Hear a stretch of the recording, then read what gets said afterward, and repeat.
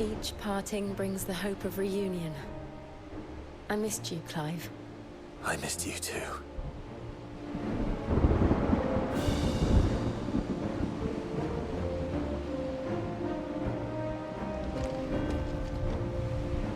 If Sid were here today, I reckon he'd be proud of you, Clive. He'd be proud of us all.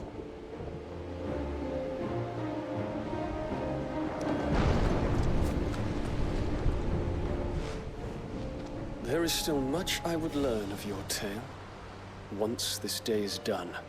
Until then, all who might come between me and such knowledge shall answer to my spear. I do not envy them.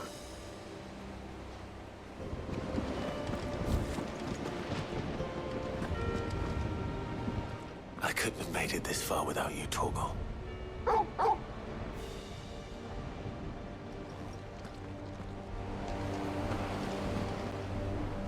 You see, Clive, we're not alone. If we are to win the day, we must all play our part. And ours. Ours lies beyond those doors. We've fought long and hard for this moment. Sid's dream, our dream, is within our grasp. We need only endure this final trial, and we shall. Together.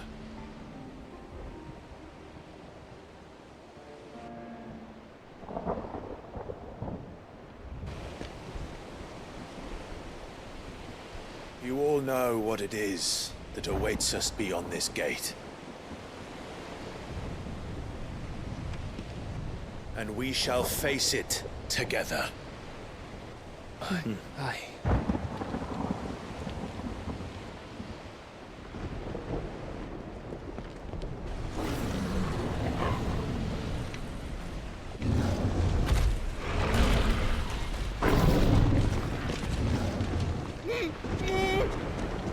It seems our hosts would rather we remain.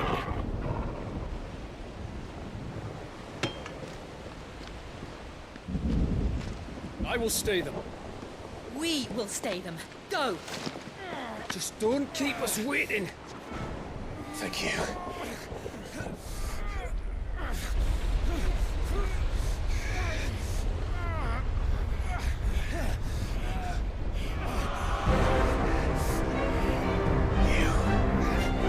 Welcome, sons of fire.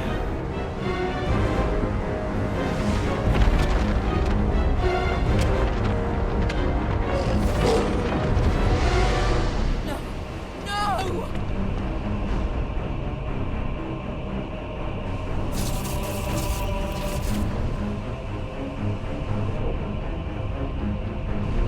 Come back. What?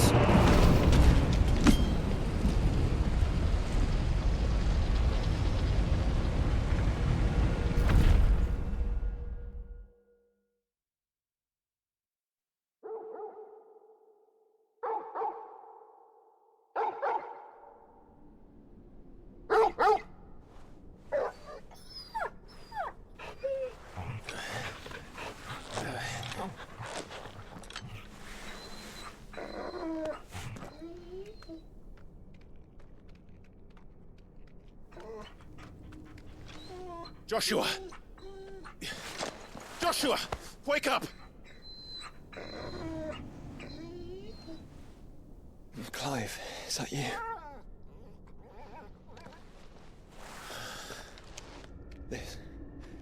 This isn't stone here.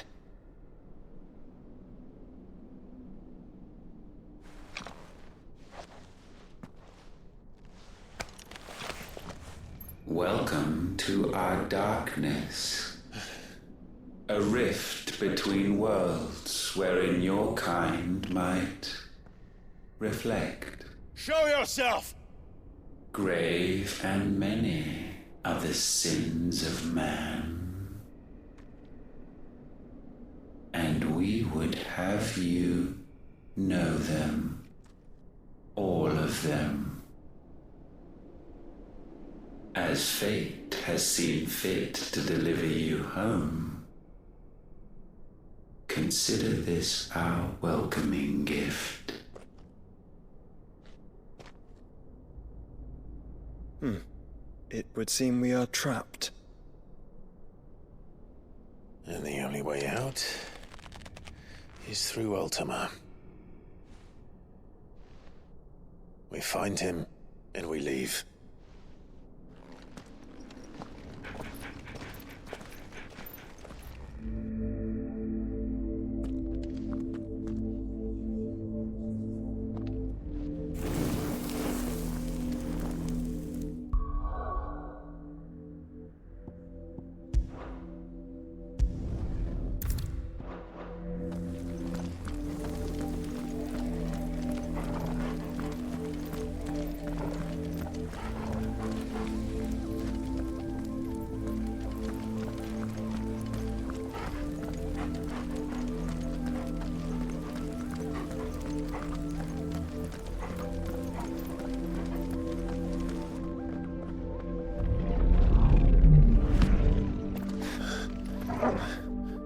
If you are to comprehend the full extent of your transgressions, we must go back to the beginning. When the world was still young, we visited upon it a miracle, magic, and in its light did all life flourish.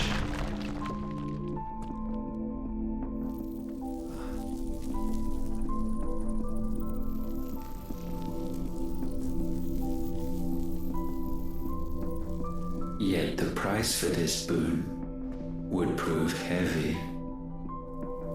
A pall descended upon the land, painting the horizon black as night. Though we labored to forestall its spread, in this one endeavor we stood powerless. And so we fled, that we might endure,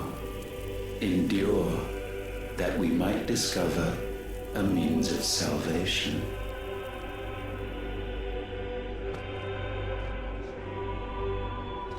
What if it was magic that caused the blight?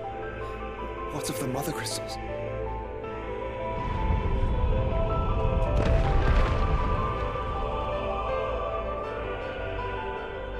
I expect he'll tell us soon enough.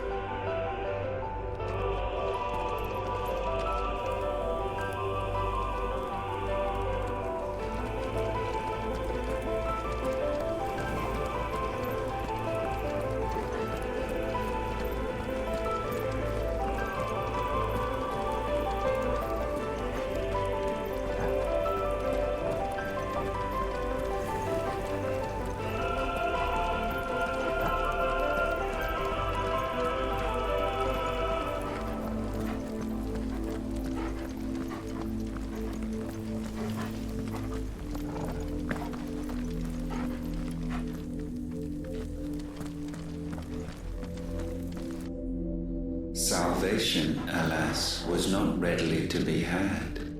First, we would require a land unvisited by the stain of corruption.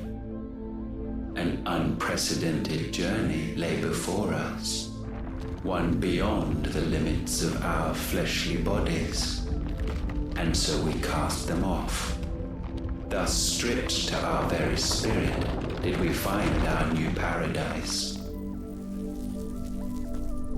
A land as pure as driven snow, Valisthea.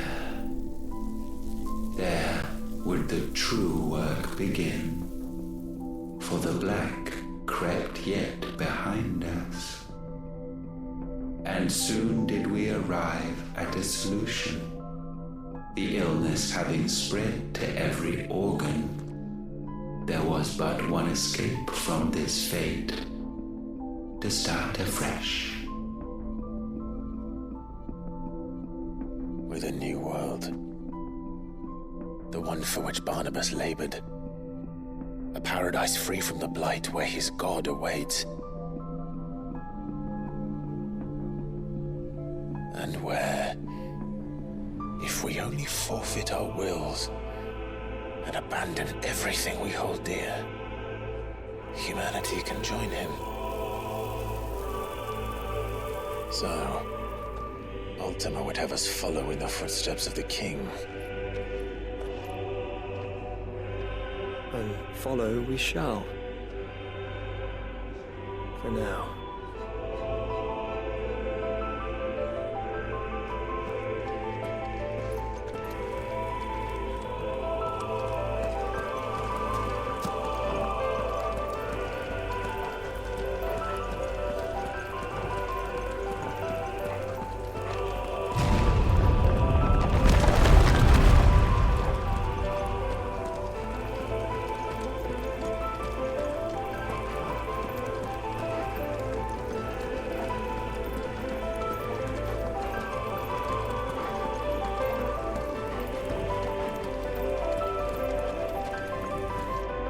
To forge a new world would require not only power, but a constitution strong enough to wield it. Acquiring the first would be simple.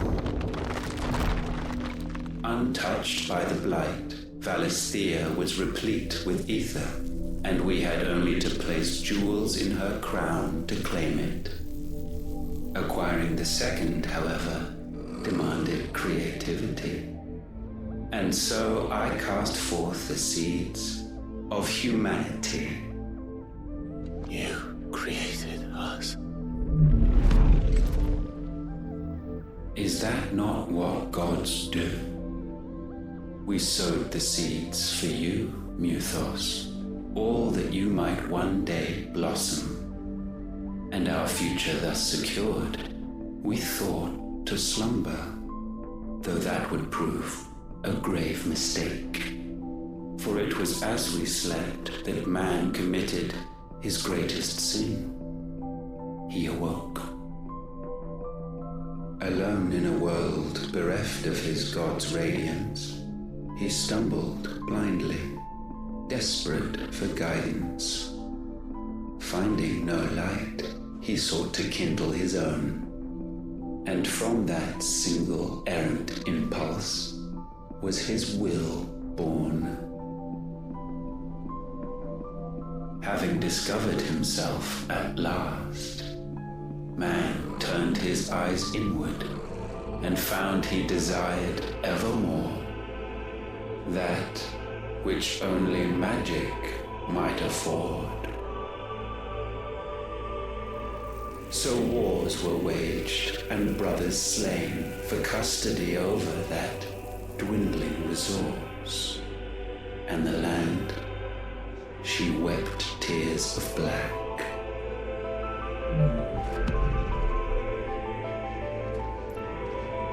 He would condemn us for this. Surely he cannot be so blind to his own hypocrisy. Not blind, just unwilling to admit the truth. Though we're one and the same.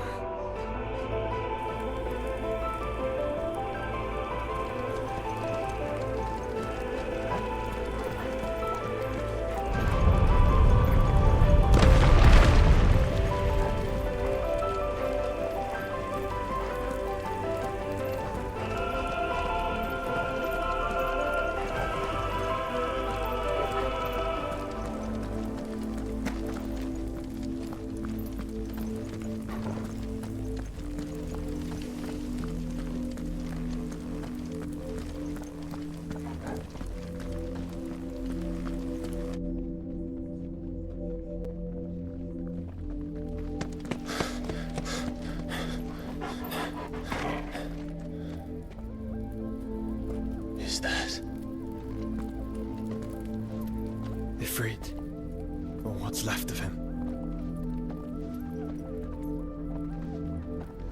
Long have our ashes lain cold for want of a spark. Cast your eyes upon them and see what you must become.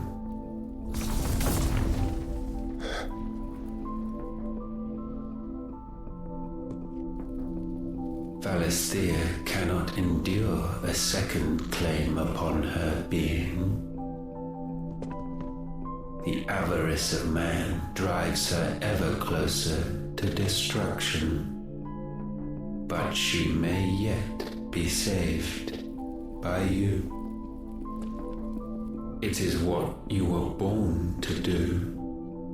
Why we nursed you and fed you as your own mother should have.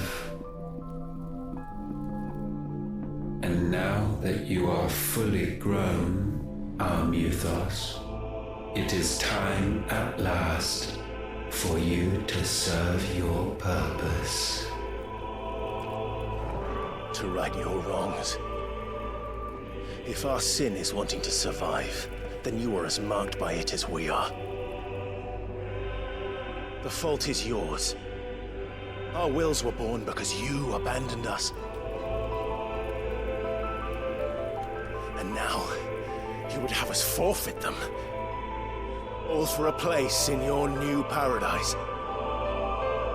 Do you imagine yourselves worthy of one? Mankind has no place in our world.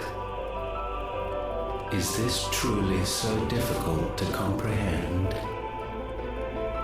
We only ever require you, Muthos, when the time comes to bid this wretched realm farewell. None shall follow, none shall remain. What do you mean, none? This is our world. Once the land's rebirth is complete, humanity will have served its purpose. Why would we continue to suffer that which has caused us so much vexation? Because the land doesn't belong to you. It belongs to us all!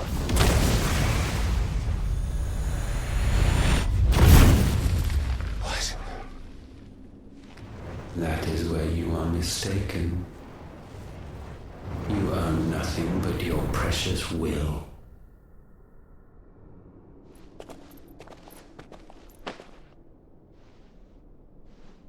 Brother.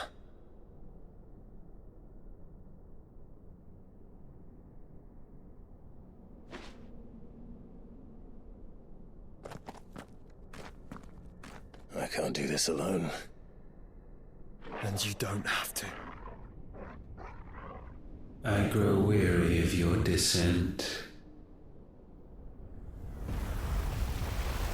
Now you must learn that this master will not tolerate disobedience.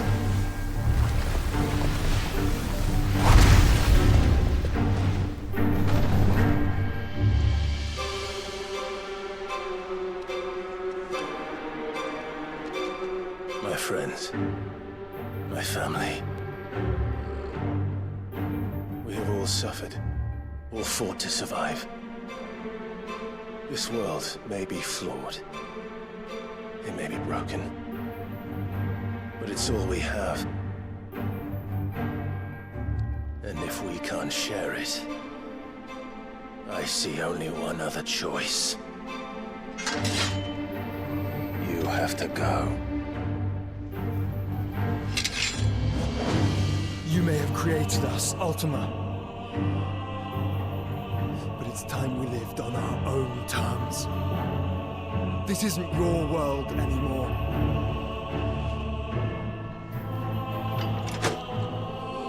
It's ours. Bow down, offenders, hearts disdained.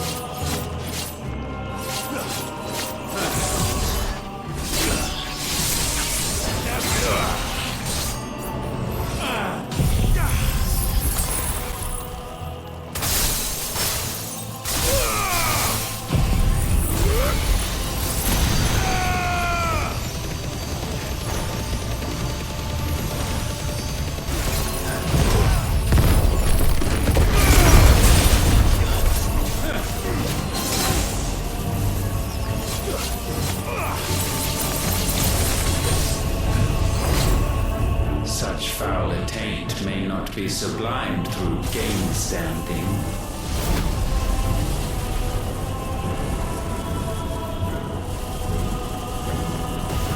Only with heads hung low is penance paid. O wretched mortal, incapable even of contrition, in fitting season shall we reap our harvest.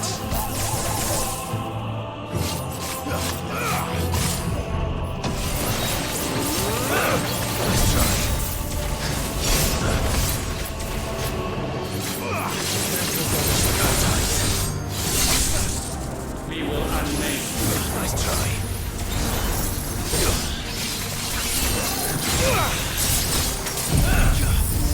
That's better.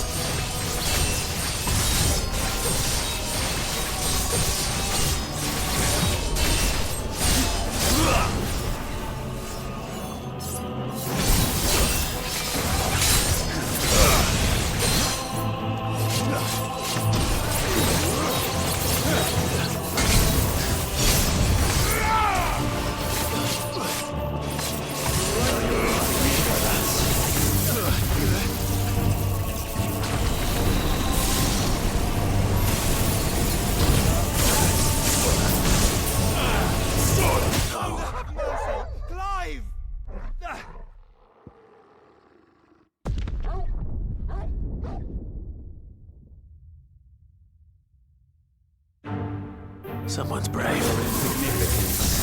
Sword! Stone!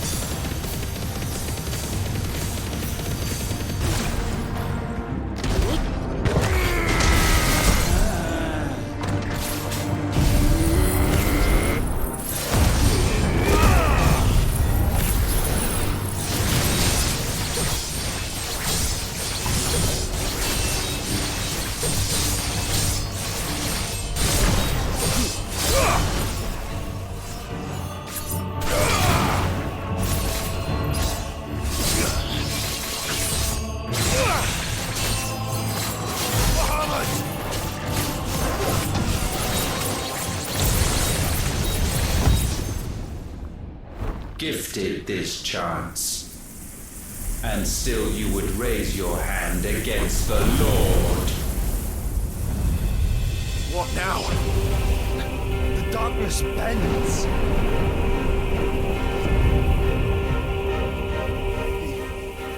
He means to end us. It wouldn't be the first time.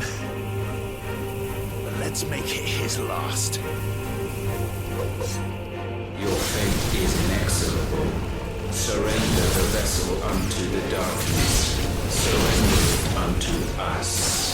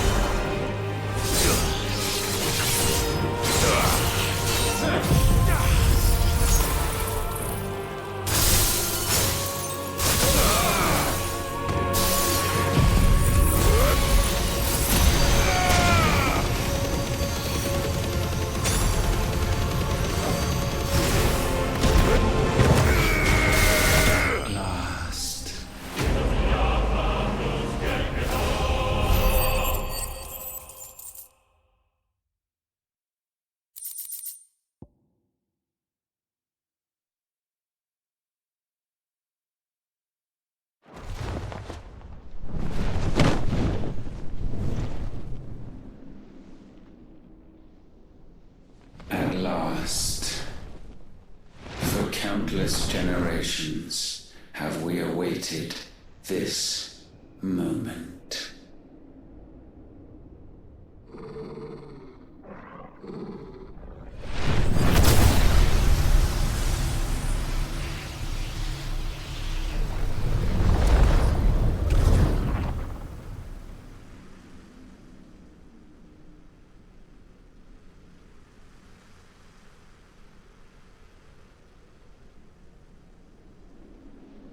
Your struggles have made you strong, yet your soul remains heavy with sin.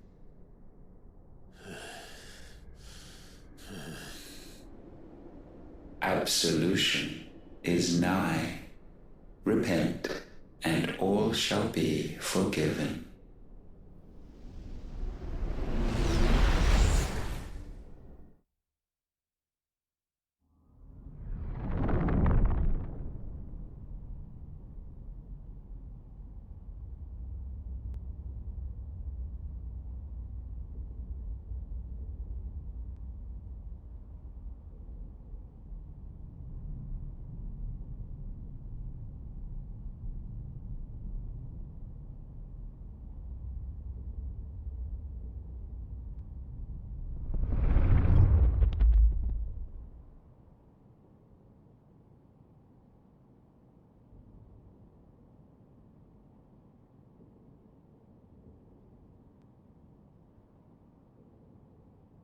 Tell me, Clive, how many lives have you saved since taking my name?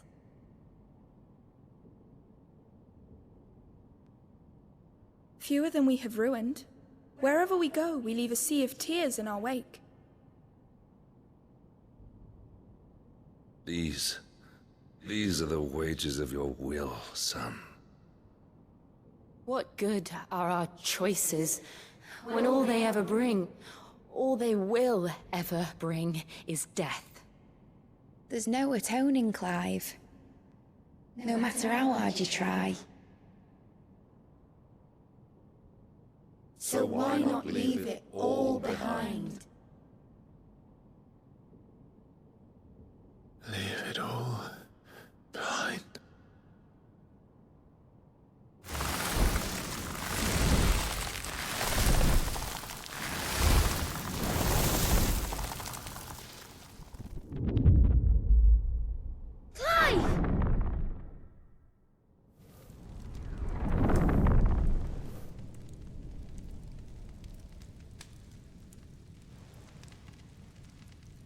Please, won't somebody save me?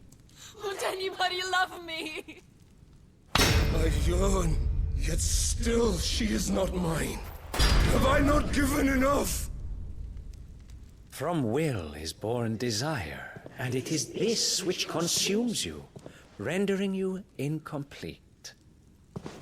Do you not see how the world bends and warps under the weight of your hungering hearts?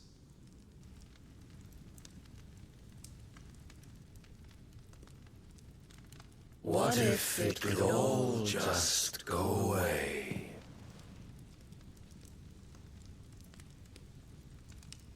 Just go away.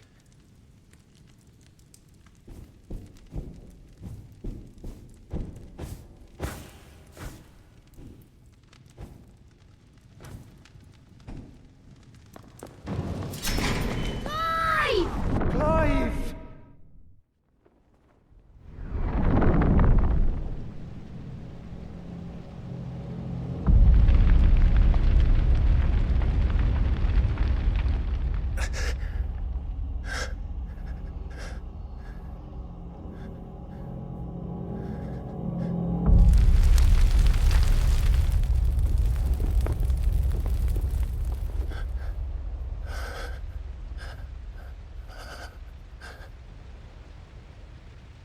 None of this is real. Wake up. It's time to go home, Clive.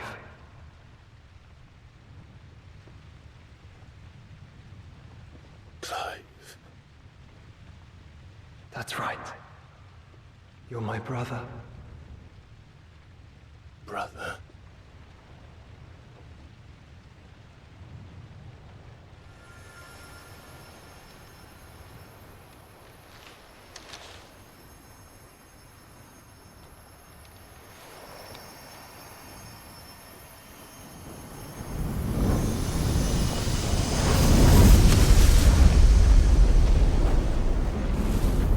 Come. Remember who you are. Clive.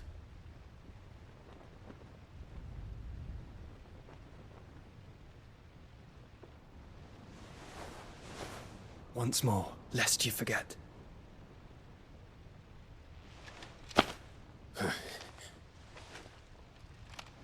My name is Clive. Clive Rossfield. Look, Ultima.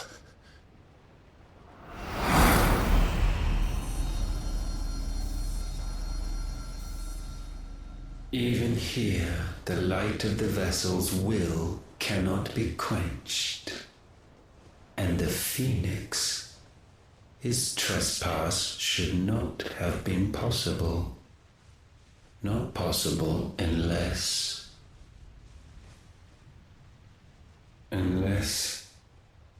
he has been with Muthos all along. The mark of the Phoenix, emblazoned upon his heart, made manifest by the power of will alone. The power of creation. Can it be? Are their wills truly so potent? Are you still talking?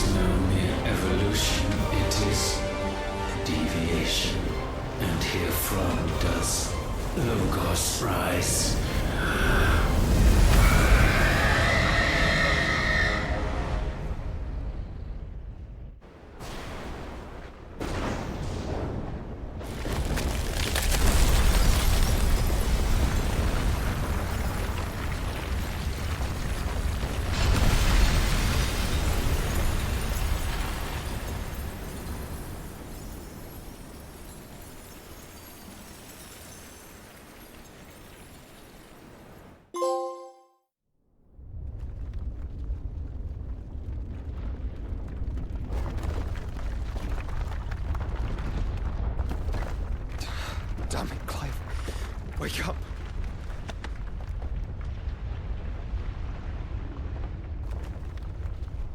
That. Sorry to wake you, but I think it may be time to leave. This place.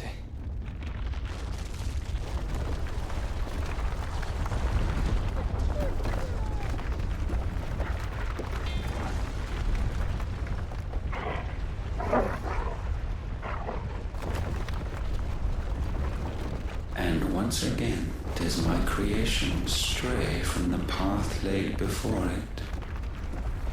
Steeped in conceit, you fancy yourself a god. You embrace Logos. But we will put an end to this hubris. What are you talking about? In the halls of origin does our true power quicken.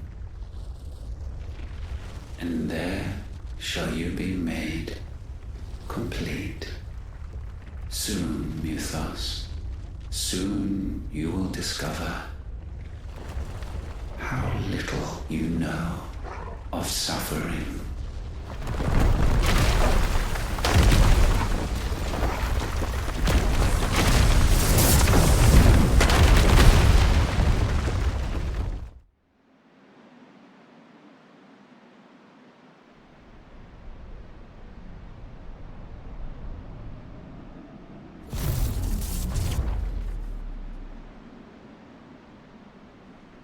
And so the crystals are no more. Yet in their silence, a new song rings. Its chorus building, a crescendo as it enters its final movement, stirring those long aslumber to waking. And back to their origin.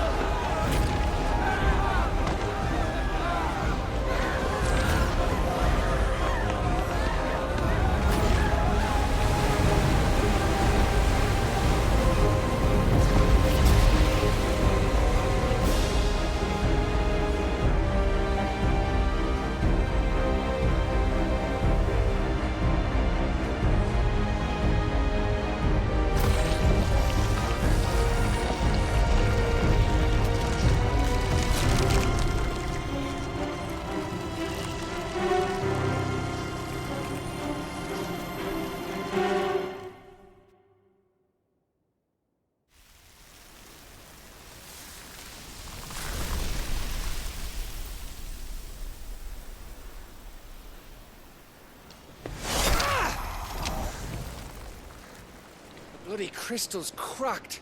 So where the hell are they?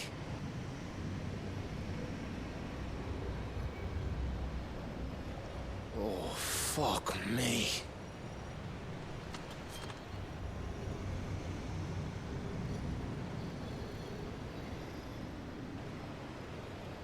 Is that ether?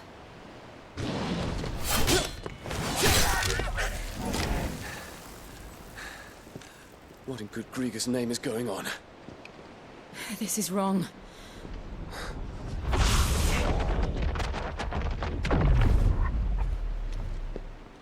Are we back?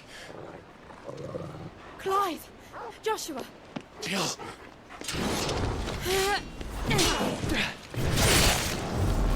Is everyone all right? We're fine. What happened? Too much to explain here. Mate! We're leaving! Now! Everyone, fall back to the ship!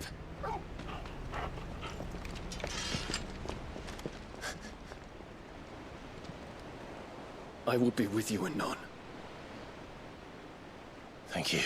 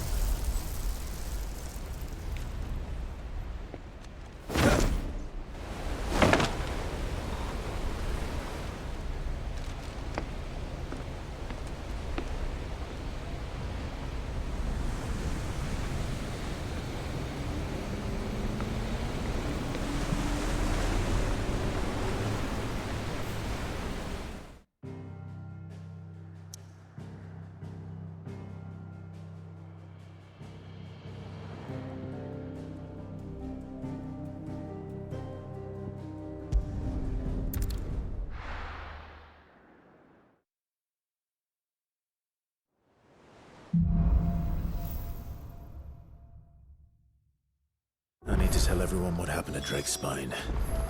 And I'm going to need Otto's help. There's something about it.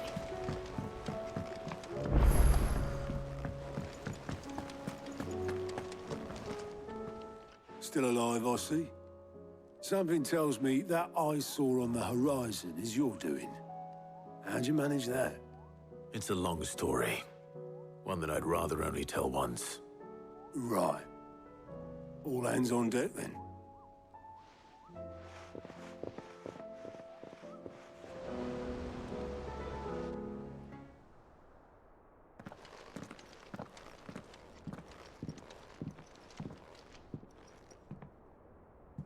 Is this everyone?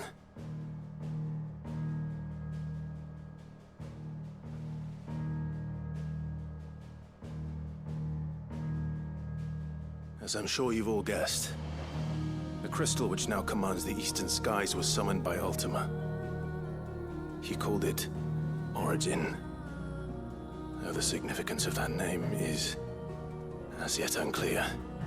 What does it matter what it's called?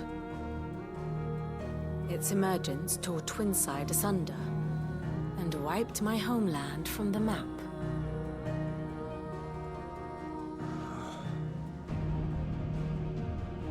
Mention of the Dominion spires can be found in the oldest of Valisthian records.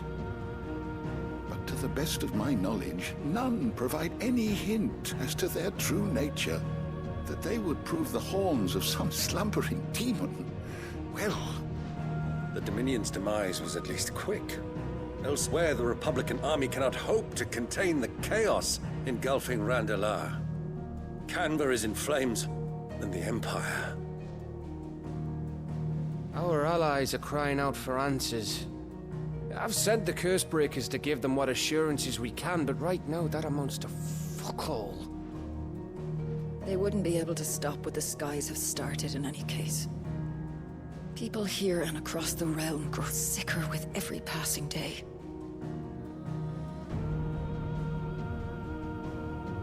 Could it be that this new mother crystal is like the others? That it draws upon the land's ether? It certainly looked that way from stone here. If that were true, it would explain the hastening spread of the blight since the crystal's appearance. Would it not? And as the land's ether slowly rises to the surface, it pools, corrupting all who cannot channel its energies. Archay above, ether floods below, and in the middle, here we languish, hopelessly entrapped.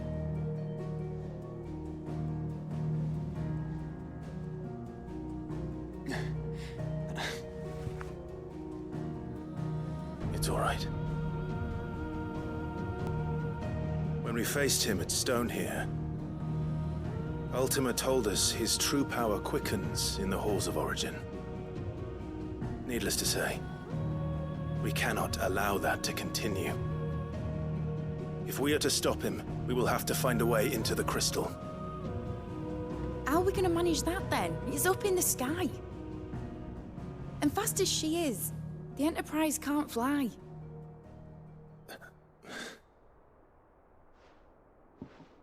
It's a lot to take in, and I reckon we'd all benefit from some time to clear our heads. The answer will come to us. Don't you worry. Ain't that right, Clive? Right. That's right. Well, go on then. Bugger off.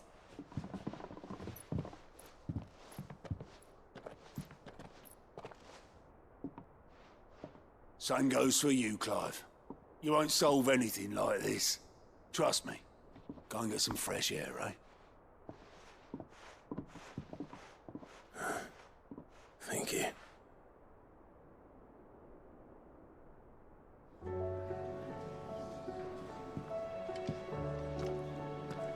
Joshua seemed upset. Aye, it's a dangerous world out there.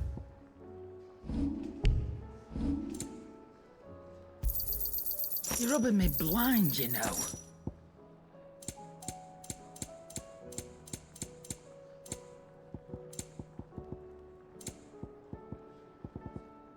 Finished, are you? Yep. What do you want?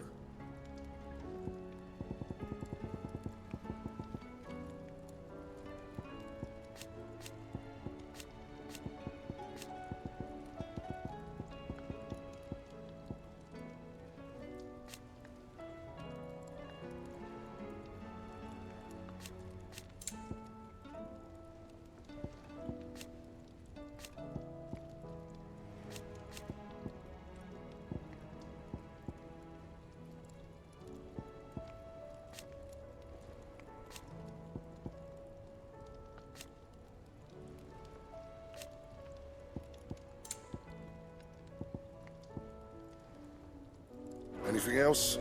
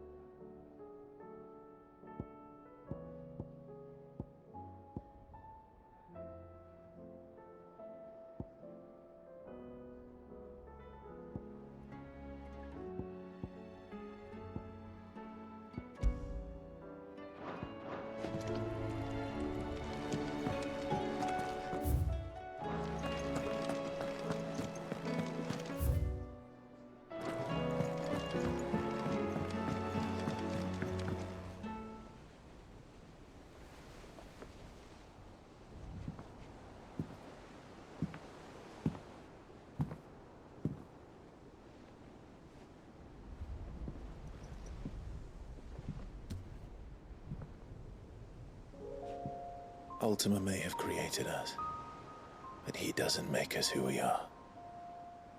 Only we can do that. And if he would have us fight for our survival, so be it. It's what we've been doing all along. Much like Ultima himself, it would seem. His new world being naught but a means to survive. And so, we must contend to decide which of us shall inherit the land. Should Ultima prevail, it will mean death for us all. Of that, we can be certain. But even should he fail, what world awaits us? A withered, godless place, where our newfound freedom will most like prove a chain in itself.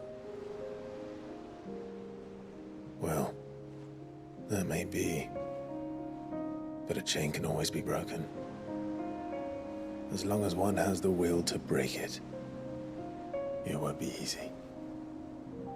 It may take generations, centuries of suffering. And that is, if Everyone plays their part. But it will happen. And when it does, it will be on our terms. That is the world that awaits us. Indeed. And what better world could one wish for?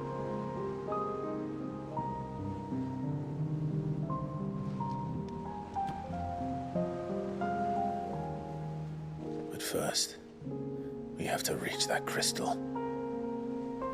Then it's a good thing I have wings. You can barely stand, let alone fly. And only the Founder knows what horrors await in those skies. Are you certain about this? Am I certain? I am the Phoenix. I will do what I must. This is our fight. Remember?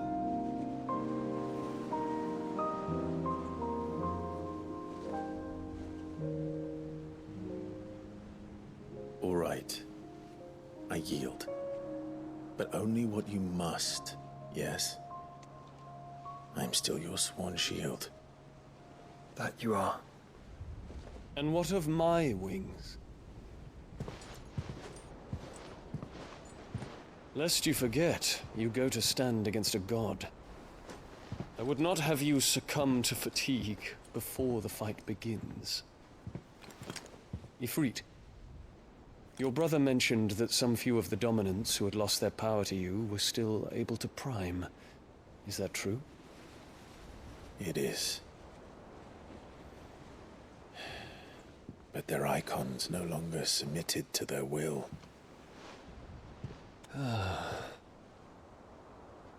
Then mine will have to be stronger.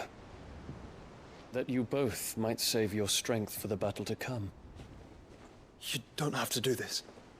If you do, there's a chance you might lose all you have left. And what have I but regret? My life ended in the Dominion. I fear death no more. Besides, I would have words with Ultima. He has much to answer for.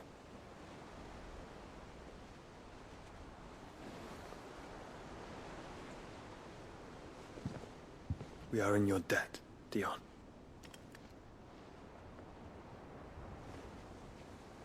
We can speak of debts when this is over.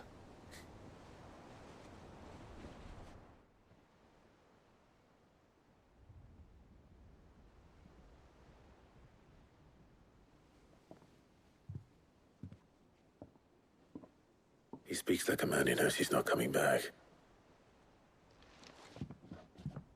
And has come to terms with that. That doesn't mean that we have to, does it, Clive? Time to talk to Jill. I only hope she understands.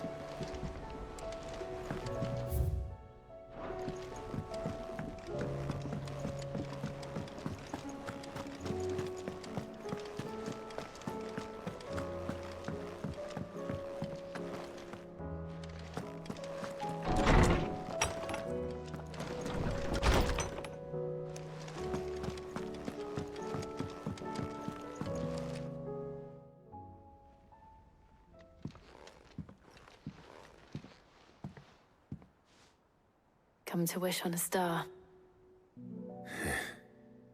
That might not be such a bad idea. This is it, Jill. You know what I have to do. Why I have to do it. There's no turning back now. This is where our journey was leading us. Where it will end, for better or worse. I could pray to Metia for you.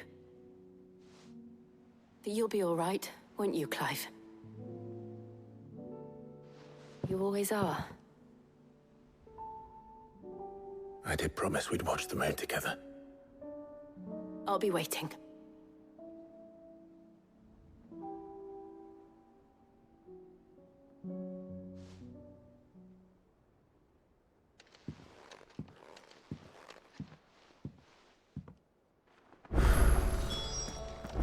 time. Better make sure I haven't forgotten anything.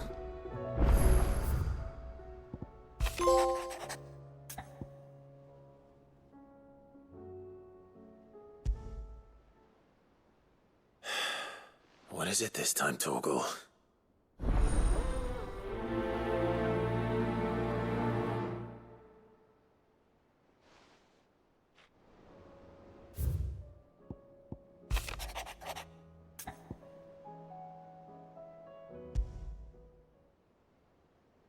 Something tells me this is no mere adventure story.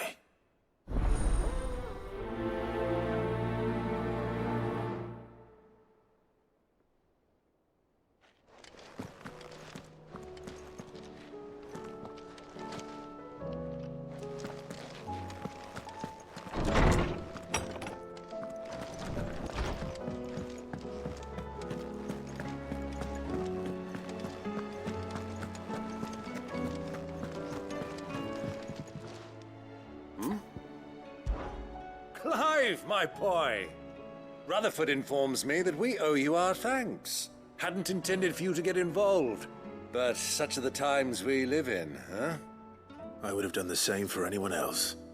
You're far too modest, Clive. You'd make a terrible nobleman. But tell me, is the realm truly in as dire a state as Rutherford suggests? From what little I saw, you were right to be worried.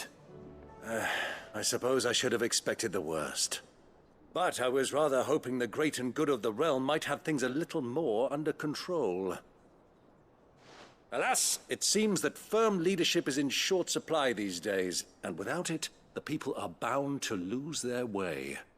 We must move quickly. But where do we start? True, the challenges that face us are many. But in my estimation, there are two key areas to be addressed before any other. The realm's armies and her larders.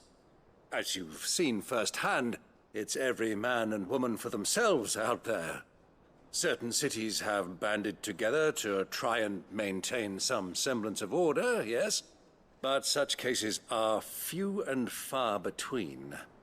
And yet, the only remedy for the chaos that faces us is unity.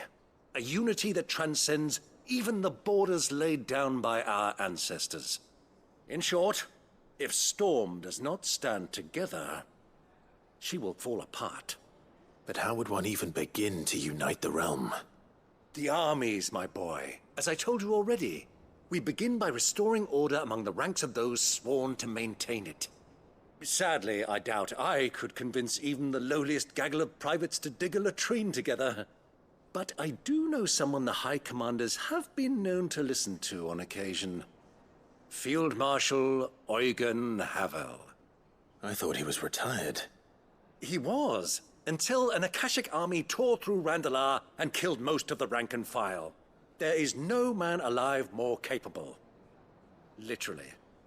And as luck would have it, I've already spoken with him on the matter. Of course you have. And he's agreed to help. On one condition. That he first speaks with you personally. Havel has always been a man of frustratingly rigid principle, and he has certain qualms about clasping arms with, well, with an outlaw. I extolled your many virtues as best I could, of course, but the old goat was adamant that he be allowed to appraise you in person. You don't mind, do you, my boy? Of course not. As long as chaos reigns, we will never build a better world. I'll do whatever it takes.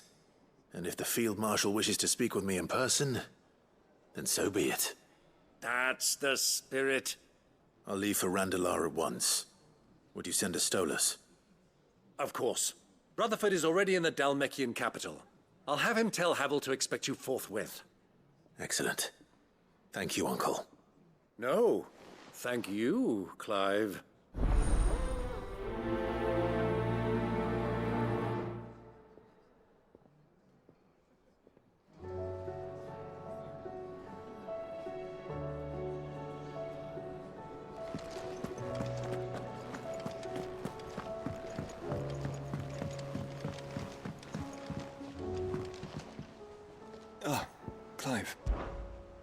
Joshua, what's wrong?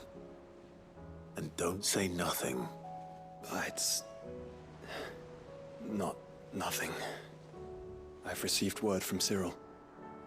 The Undying have found Father's will, or something akin to it. His will? How? Where? In the crypt beneath Rosalith Castle. After Kupka was kind enough to drive out the Imperials, the Undying took the opportunity to recover what relics of the Duchy yet remained. And in the process of doing so, they found a letter from Father. I'm surprised anything survived down there. Cyril asked that I join him in Tabor at my convenience. I have been meaning to go, but... would you join me? Of course. I want to know what's in that letter as much as you do. Very well. I am ready to leave when you are.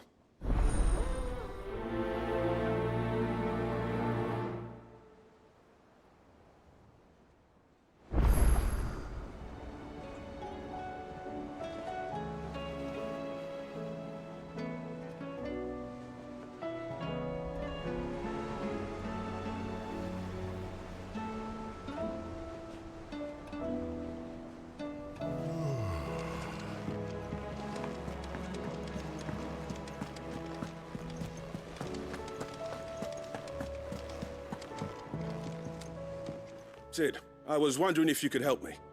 It depends what with. A bearer, but recently freed from his bonds, is keen to join the Cursebreakers. As you know, the work we do is not easy, which is why we test every volunteer's suitability. I was hoping you could oversee this one's evaluation. I don't mind, but why this one? Because he wants to be a scout. Our ranks are filled with men and women capable of breaking chains and putting slavers to the sword. But scouting? We're few with the nose for that, which is why we still rely so heavily on Gav. And since he accompanies you on so many of your missions, I thought you might be better placed to recognize the traits in him that we should look for in those who'd fill his boots. Sounds reasonable. So you're happy to oversee the boys' test, then? One can never have too many scouts. Truer words, Sid. I'll let the initiate know that you'll be attending his trial, and that he is to proceed directly to Northreach in readiness. No time like the present, eh? No time like the present. I'll await you there.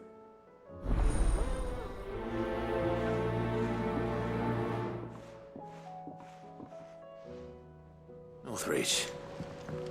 I don't suppose they could have chosen somewhere closer.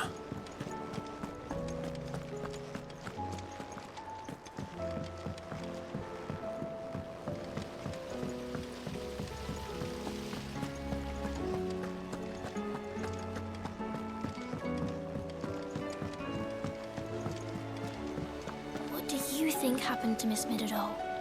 I heard you...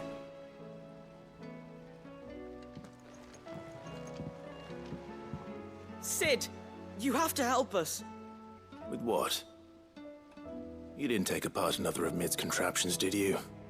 No. Well, yes, but that's not what we want to talk to you about. It's Miss Midadol. She's been acting strange. Very strange. She's barely ever around. And when she is, she acts like we aren't even there. Her head's in a crowd. In the clouds. That's what I said. In the clouds. Well, she does have a lot on her mind. When did you last see her?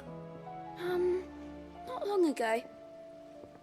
Right after she got back from saving you from Stoneir. Then it's probably just about the Enterprise. It did take quite a battering on the way there and back. You didn't break it, did you, Sid? You really should be more careful around Miss Midadol's inventions. Don't listen to her. Even if you did break the Enterprise, you could put it back together, couldn't you? But who's gonna put Miss Midadol back together? She seems really sad. Why don't I go and see if I can cheer her up? You do that? For us? She's in her dungeon. Don't scare him. It's not a real dungeon. Thanks for the warning.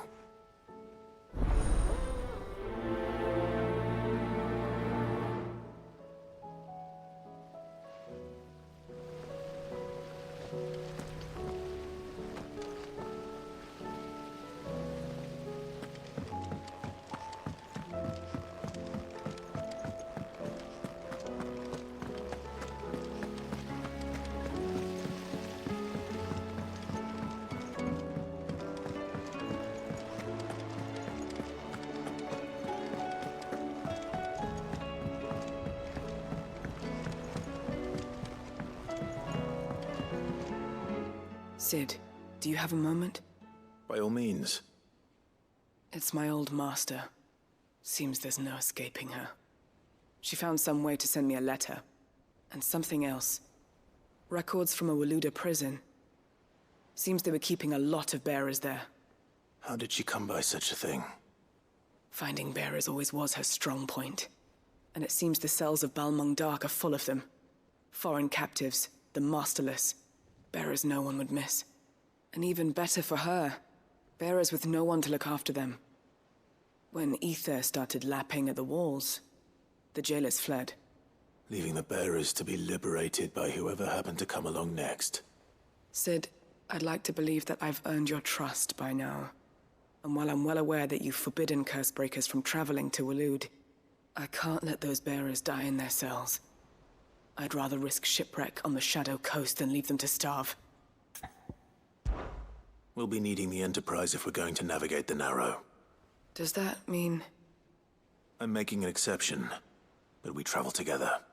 And we stay no longer than we have to. Ash is an inhospitable place at the best of times. We save as many as we can, and we leave. Thank you, Sid. There was a name in the prison register. A name from my past. Chadwick. Another of my former master's protégés. A gifted soldier, and the closest thing I had to family. The thought of him held captive in that place. He must be very important to you. He was. Is. Then we find him. The entrance to the prison lies in the shadow of Ravenwit Walls, just beyond the portcullis. We should head there as quickly as we can. I only pray there are still bearers alive to save. As do I, Doris.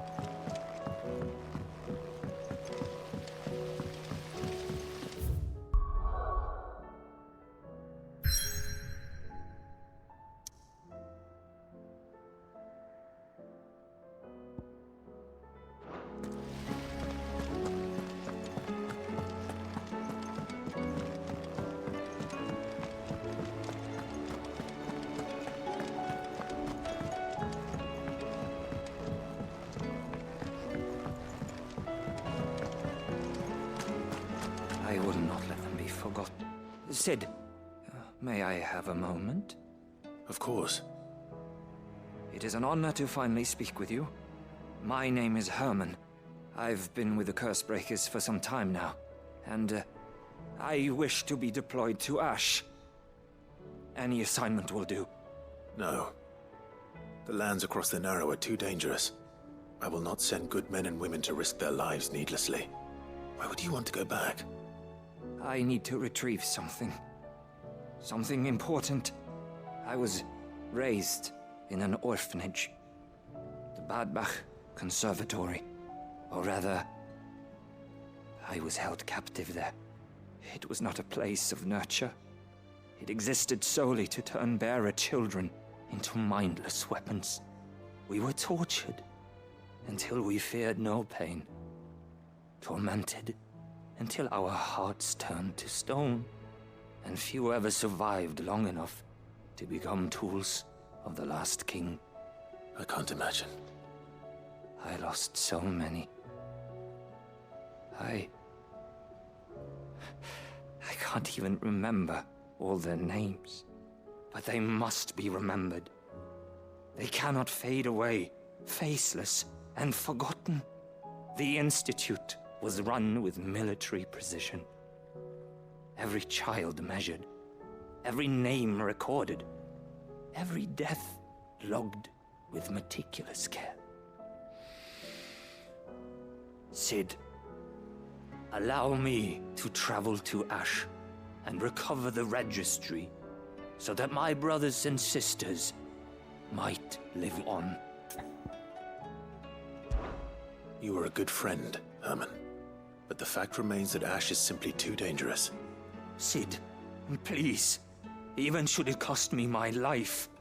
Too dangerous for you, Herman. But not for me. I'll go to Bad Bach and find the registry. You will? I won't let you risk your life. I don't know how to thank you. You can start by telling me where I'll find this orphanage. Vie de Grace. Hidden in a forest, overlooking the plains. All right. I'll see what I can find there. May the mothers guide you.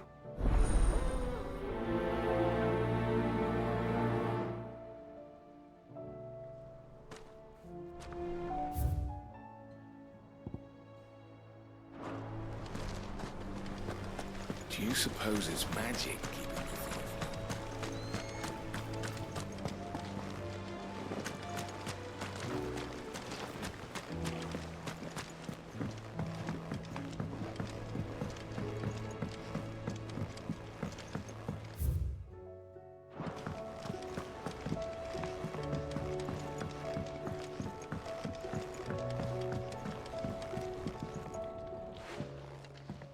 Mid, if you have a...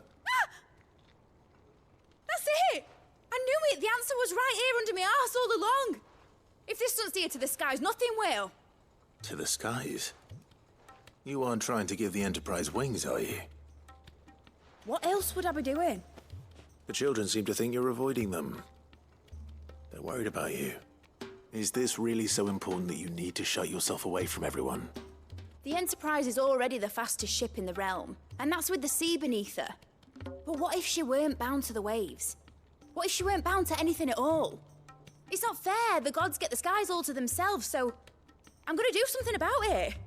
The Fallen had their chance, but they relied too much on magic. And see where that got them? But not me. I've discovered how to do it without. Well, almost. First, I need to make a prototype. And is that a one-woman job? Are you volunteering? I'll have you know the Enterprise is my baby. But if a godfather's offering to lend a hand, I'd be happy to take it. First, I'll need oil, and not just some old drippings from Miss Molly's spits in the Tub and Crown. Refined stuff, like they make in Ordil. Then I'll need some bone, or shell. Light, strong, preferably no longer attached to the beast it belongs to.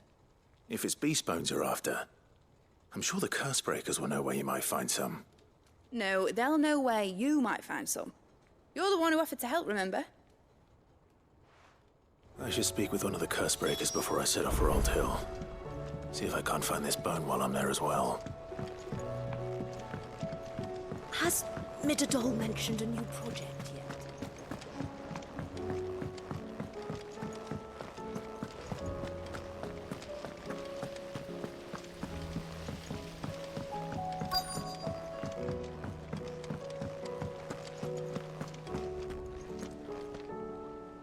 All right, Sid.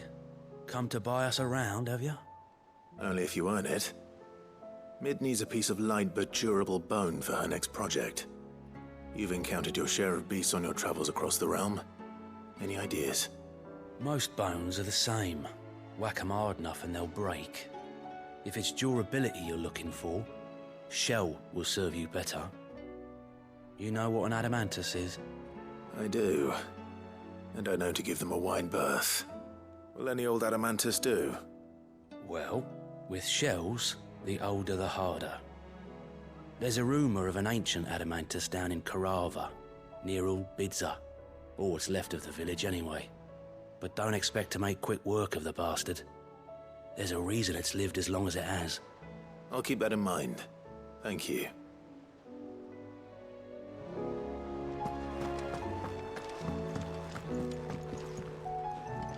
Vivian, I read your note, and I'd be happy to help you find the book you're looking for. Thank you, Clive. But tracking it down will not be easy. Are you sure?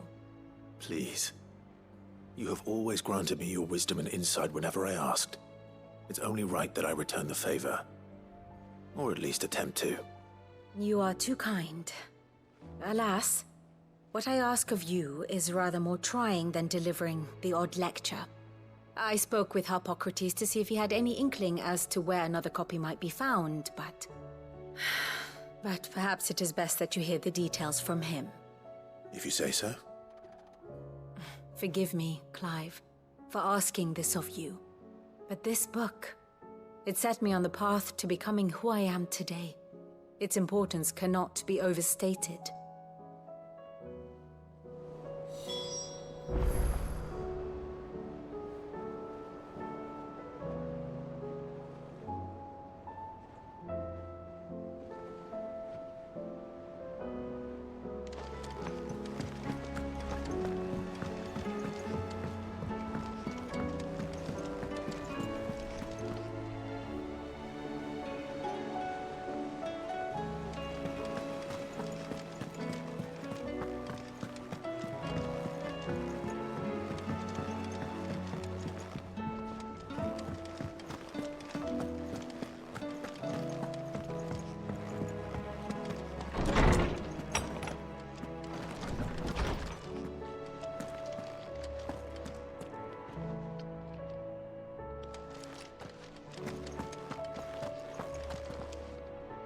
Ah, Clive, my boy. What a pleasure it is to see you. Harpocrates. There's something I need to ask you. I've been charged with locating a book called From a Distance. Then you seek a rare gem indeed. One whose name I had not thought to hear from your lips.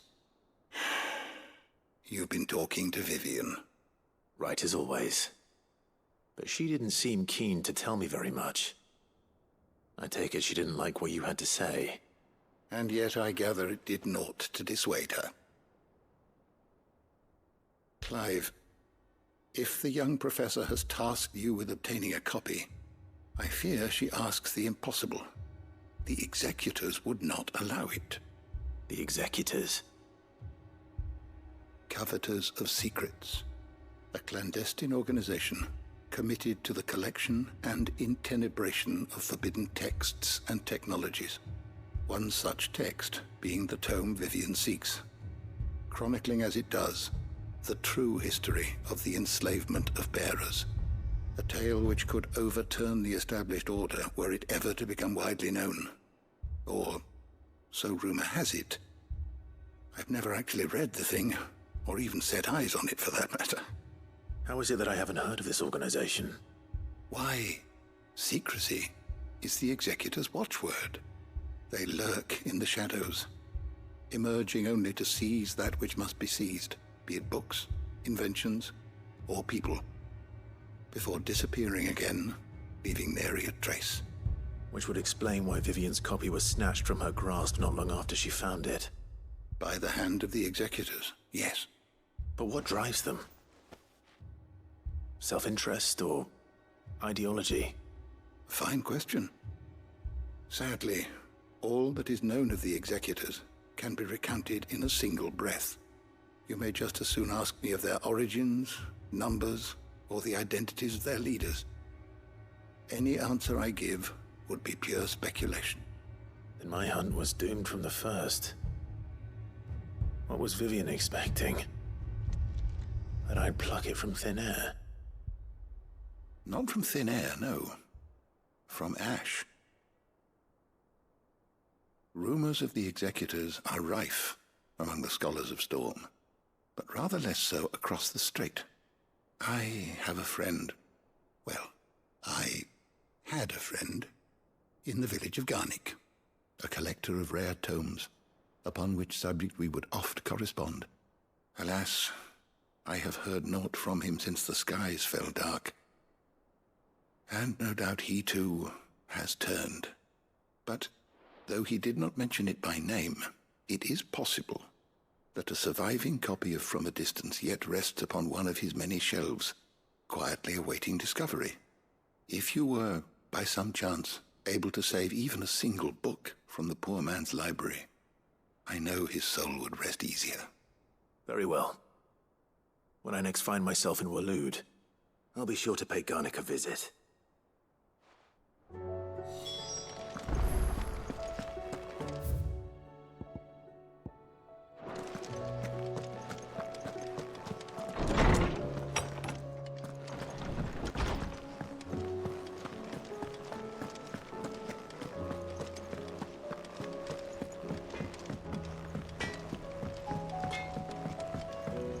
Say what you will. Lady Karen has seen her.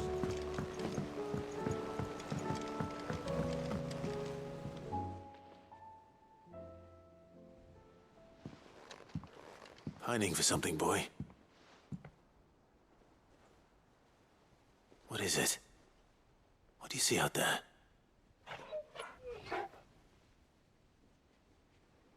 I never did ask where you got that anklet of yours. From Sid, that's why. On the day he brought him home. That long ago? And you're only thinking to ask this now?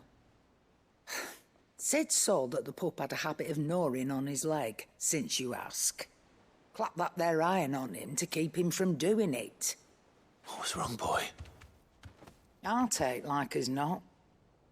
Must have been hard on the poor whelp losing his loving masters at such a young age. Doubly hard in being a frost wolf, torn away from his icons and all. Sid would always tell him, you want my iron gone, you find what it is you're looking for. I reckon what he were looking for was you. I'm sorry, Torgal. Sorry for making you wait so long. Let's get that thing off you.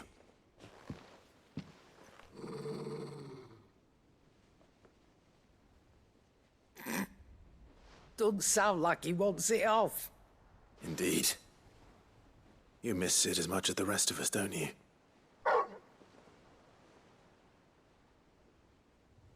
You want me to go with you somewhere?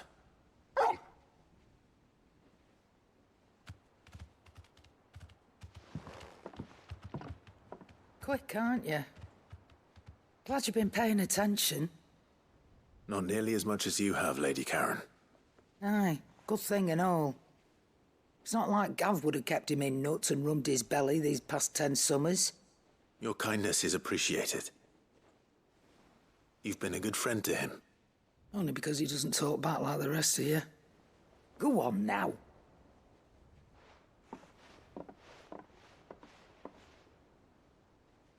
Where to then, Torgal?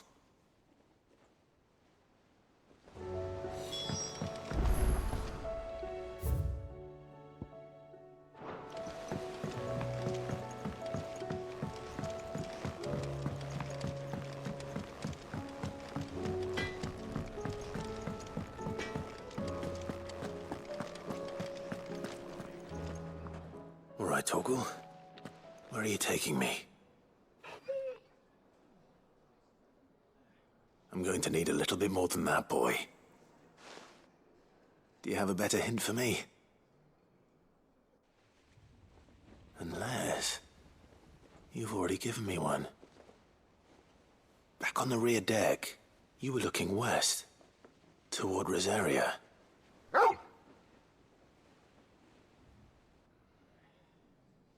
Why don't we try the rookery?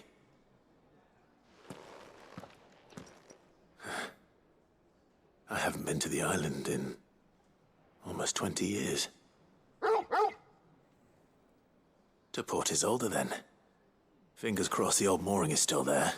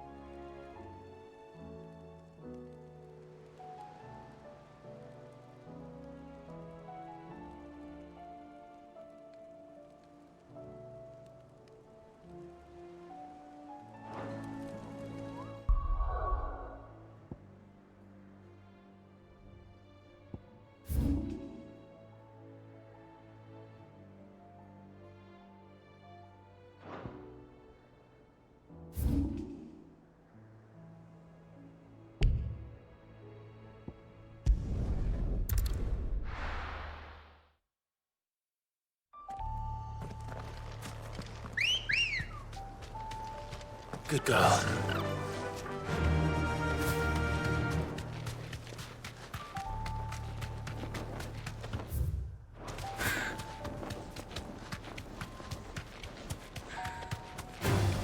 Time to fight.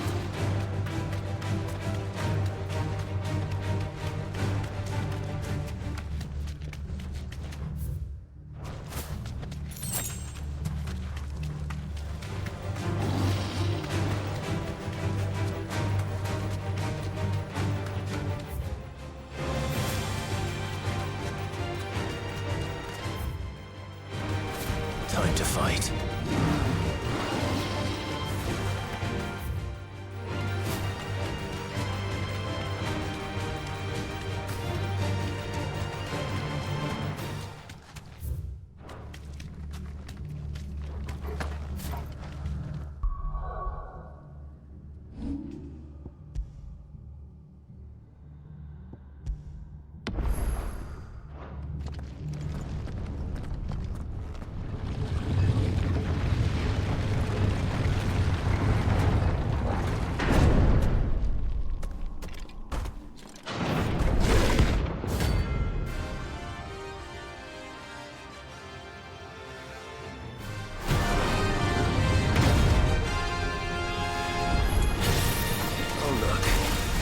It's the king of the castle.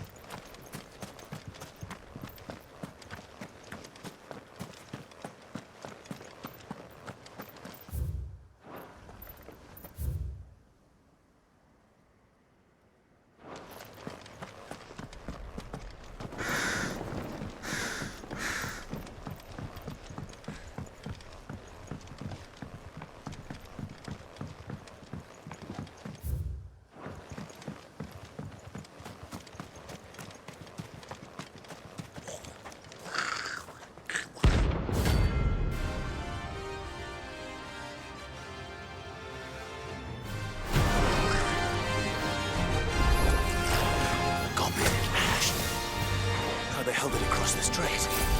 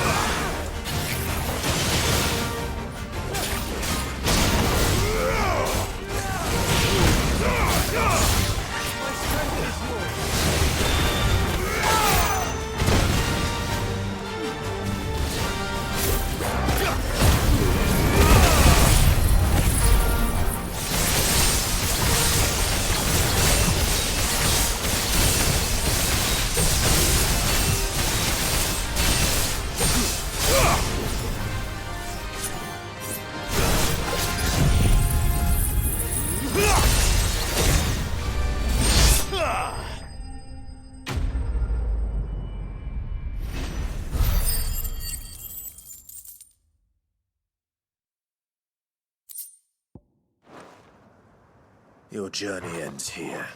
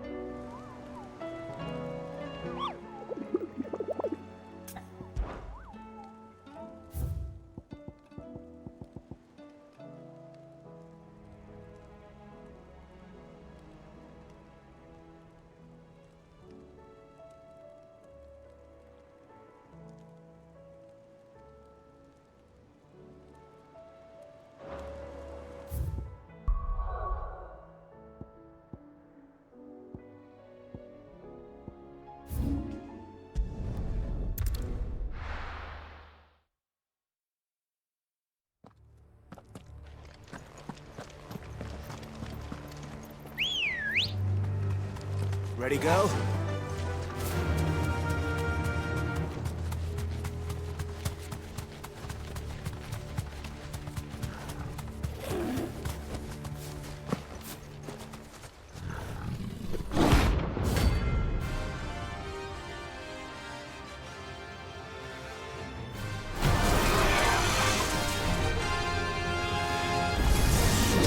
That's no ordinary code.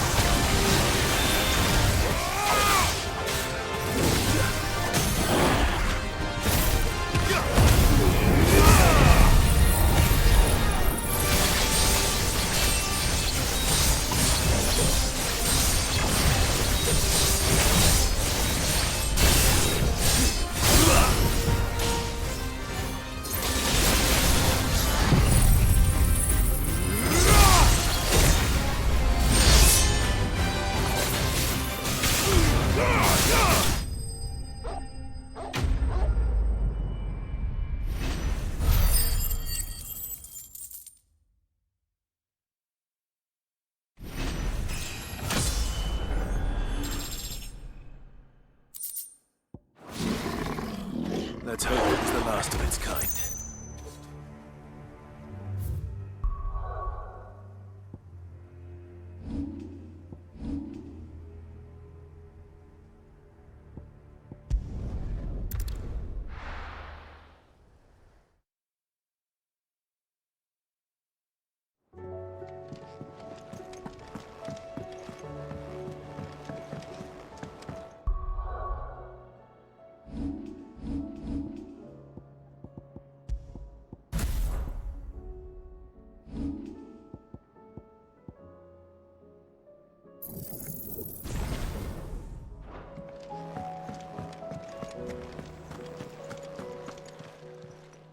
Still alive, are you?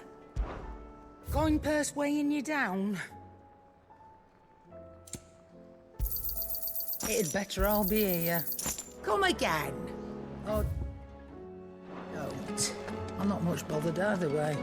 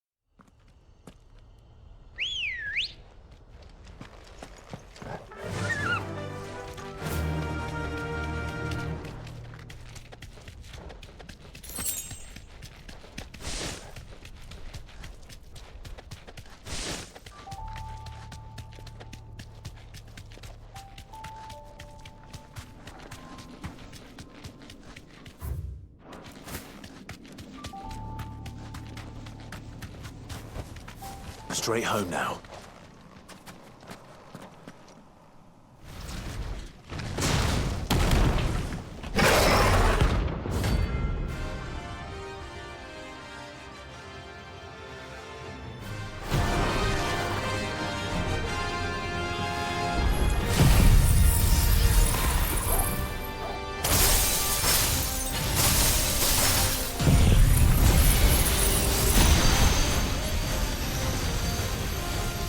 Look who's here to meet us. Pity they don't seem fond of visitors.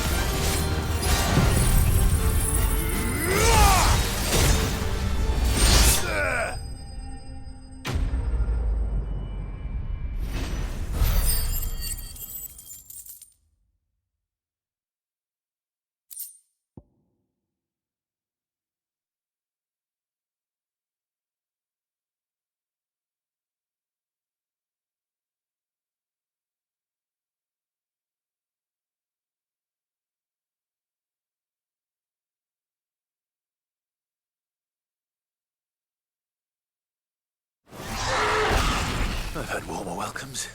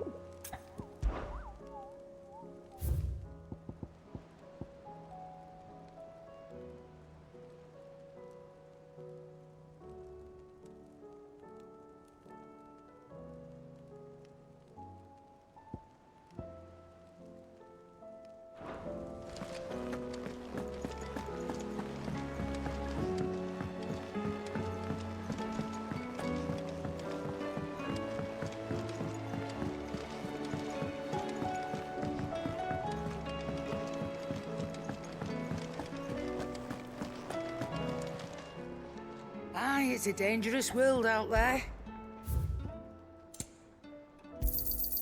You're rubbing me blind, you know. Yep. Not saying Fordian, do you? Anything else?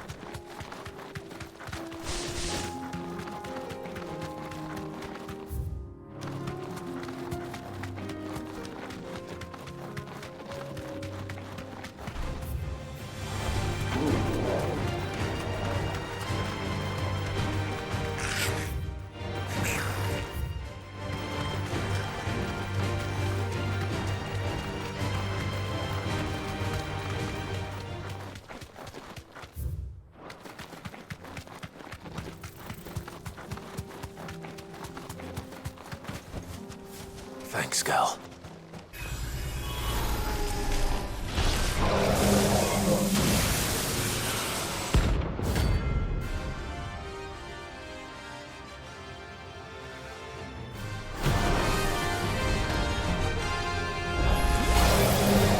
Friends, Ultima. If it's me you want, I'm right here.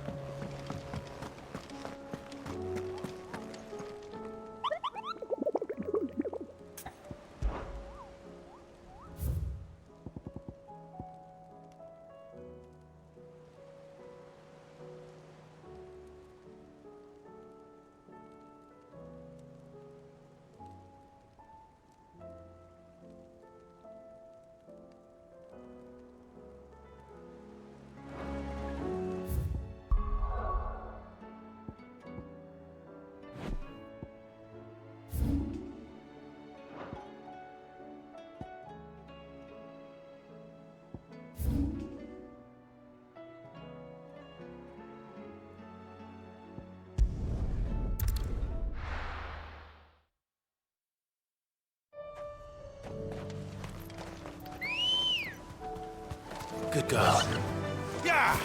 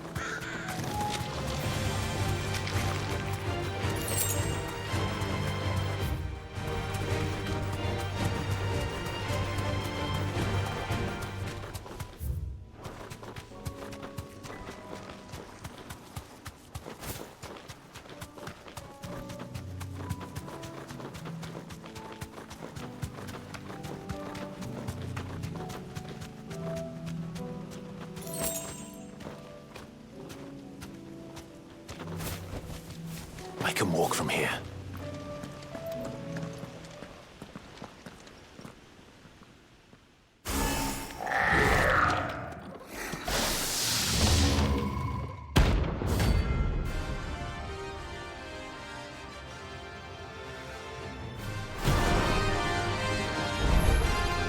Looks like I'm woken something up.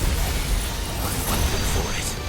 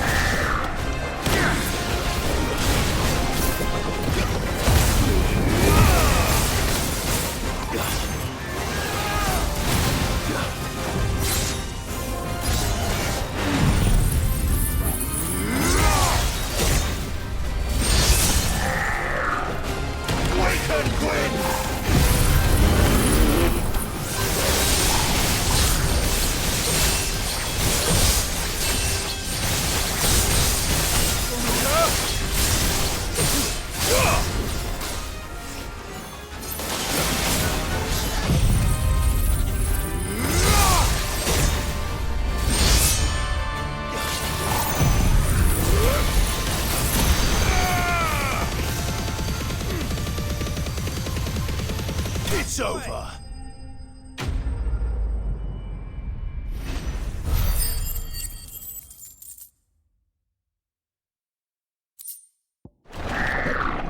Sweet dreams.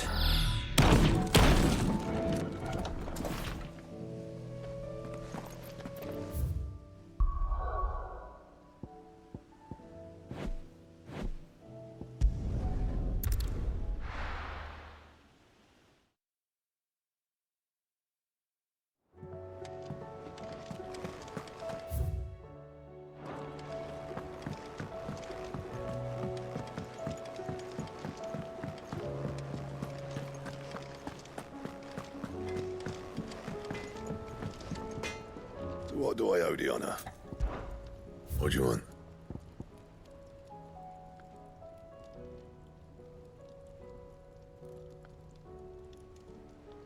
Anything else?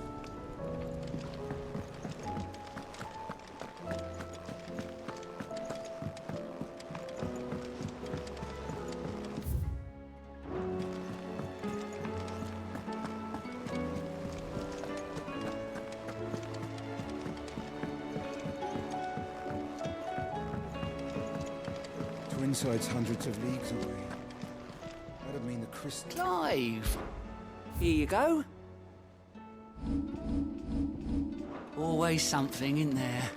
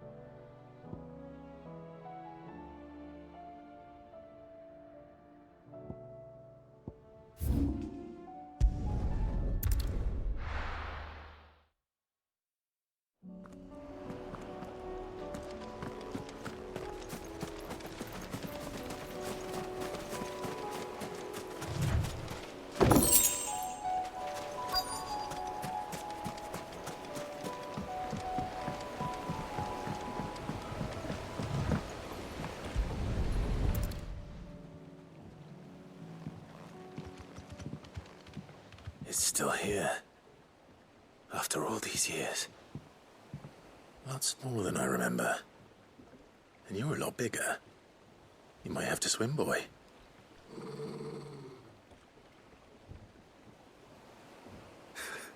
I wasn't being serious. You two go on without me. I doubt that boat will hold a third. If you're sure, we won't be long. Hop in, boy.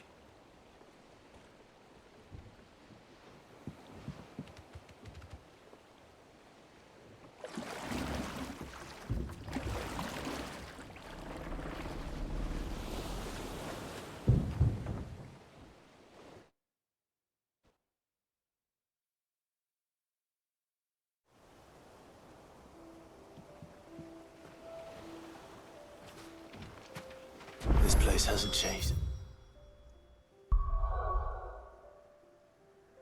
Oh, the rookery's right through those trees. Come on. Race you there? I bet I could still beat you.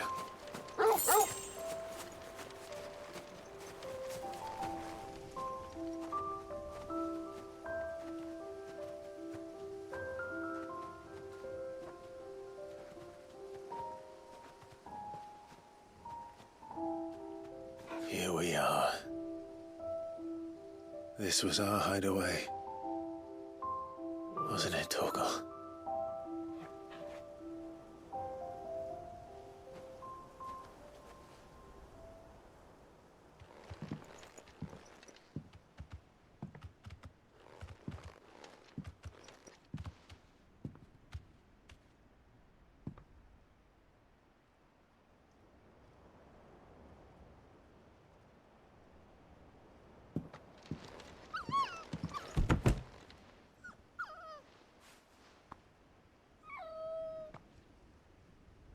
Coming here helped me to forget who I was. Or wasn't. Prince, shield. Son his mother could love. Had I been any one of those things? Perhaps.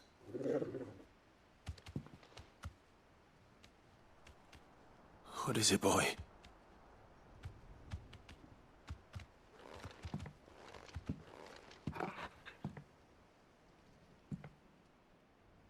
This is all from the castle. And Phoenix Gate. Did you bring these here?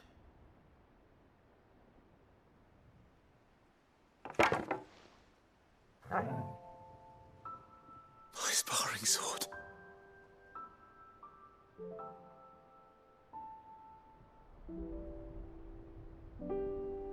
Well, well. You never stopped looking for me, did you, boy?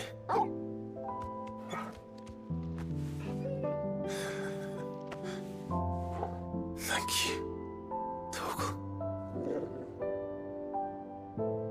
For never giving up. For never forgetting.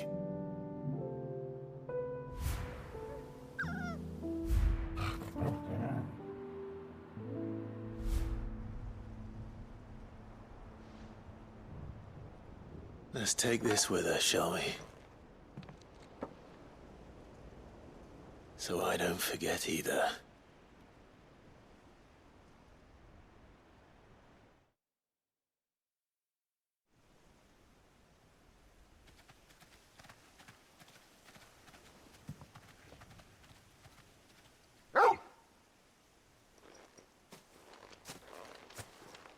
That's not the way back to the boat, Torgal. All right. I'm coming. I think I know where we're going.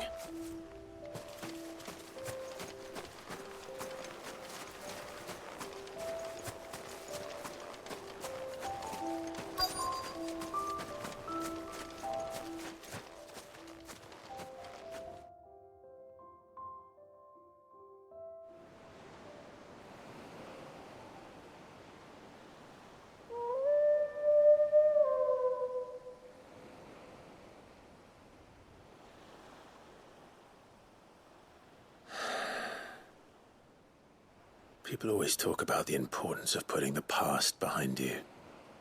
But without it, we wouldn't be who we are today. And we certainly couldn't steer our way to a better tomorrow. Come on, Torgal. Let's go home.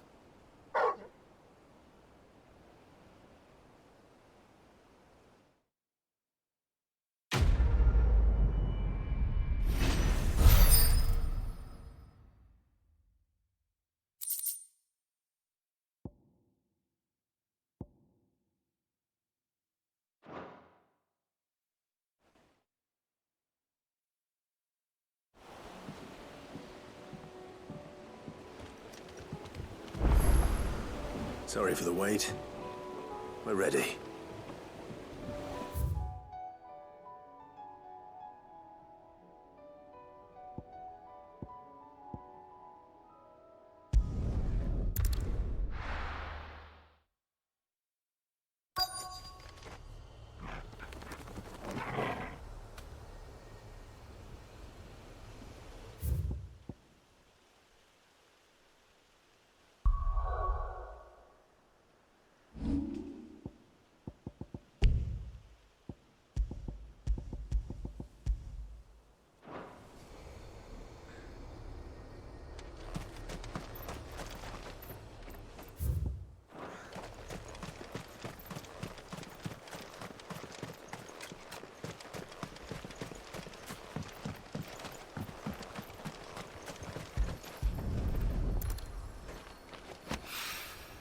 It's oil. After what happened here, it's a miracle there was any left at all.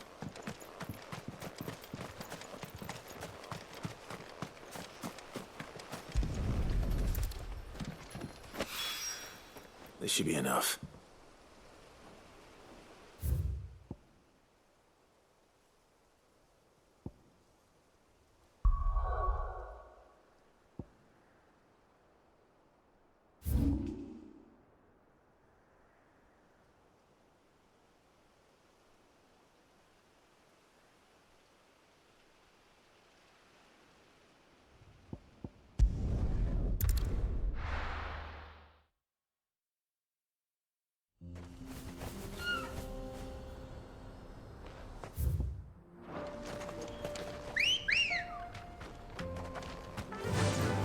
Fly, Ambrosia.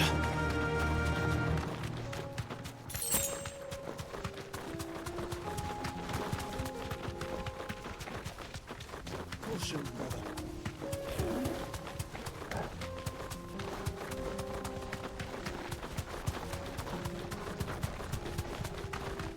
Here we are again. Carava. If you were a tortoise, Torgal, where would you hide?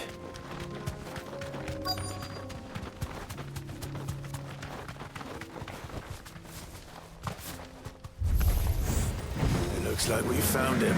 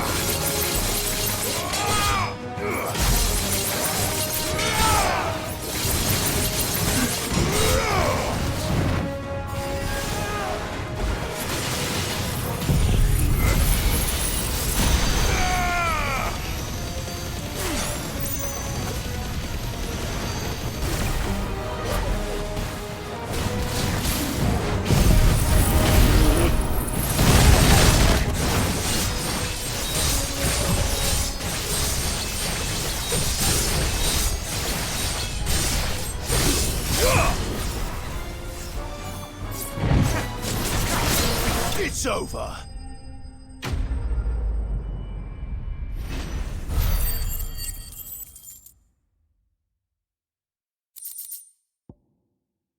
I better get these materials to Mid so she can finish her prototype.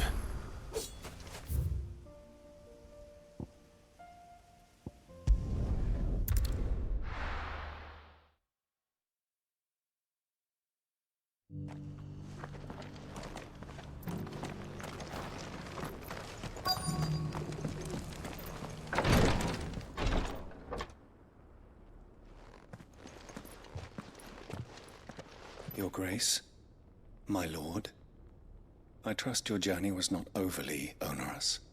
Cyril, you found a letter from Father? Yes, I have it here.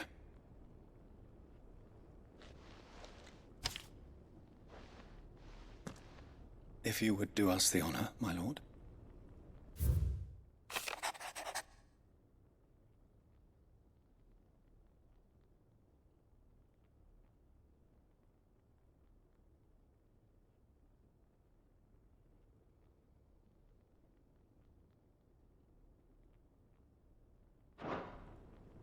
An inheritance. It would seem the late Archduke penned this missive shortly before his passing.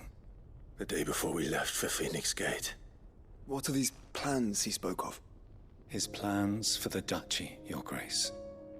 Your father entrusted them to my predecessor, the former bearer of the Burning Quill, who entrusted them in turn to me. The complete emancipation of bearers is their stated aim. But your father's dream did not end there. His Grace also spoke of building hospices to care for those stricken by the curse, and the founding of a new university to further the development of non-magical technologies. With the blight spreading ever more widely across the twins, Archduke Elwyn saw this as the only means of securing Rosaria's survival. He wished to see men and bearers treated as equals. To see centuries of common wisdom overturned. Small wonder he did not think it achievable within his lifetime. But he thought it achievable nonetheless. Had he not, he would never have written this message. Nor would he have entrusted his vision to his most faithful aides. Those who would have stood with you, shielded you from the machinations of the less benevolent personages at court. It's a pity only they are still with us. 'Tis true that those most loyal to your father were the first to suffer the Duchess's wrath. But one at least remains, and she has come bearing gifts. What do you mean? Mayhap it is better that she explain, my lord. After all, the duties entrusted to me by my predecessor extended only to recovering His Grace's will and arranging a meeting with the one who might execute it, or a part of it at least. And where is this woman?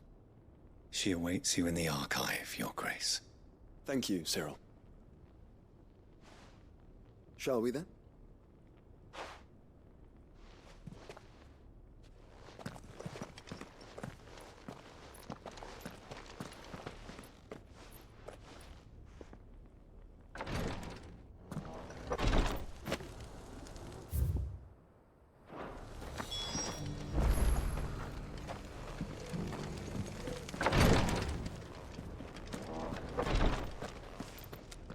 Lord Marquis, if you have a moment.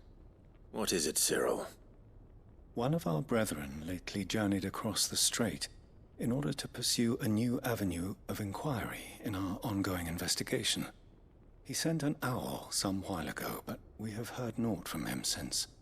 Was he surveying another fallen ruin? No. The object of his study was a savior cult that has arisen in Ash in recent years. We believe it may have some connection to the Circle of Malleus, an ancient religion that worshipped Ultima as its god. By gaining an understanding of this new faith, we hoped to learn more of the Circle's original beliefs. And so you sent one of your brothers to Ash? A continent teeming with orcs and Akashic? Fully cognizant of the risks, yes.